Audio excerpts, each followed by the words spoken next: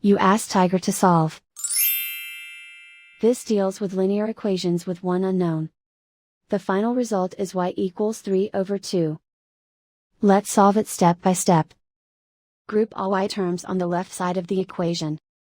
Subtract 8y from both sides. Group like terms.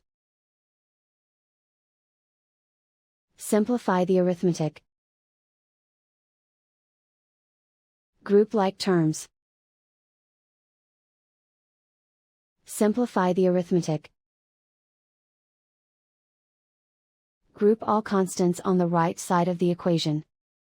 Add 4 to both sides. Simplify the arithmetic.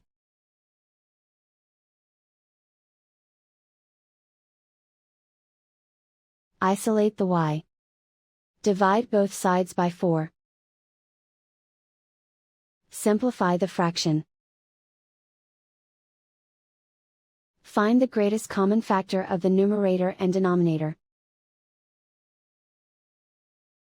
Factor out and cancel the greatest common factor. And so the final result is y equals 3/2.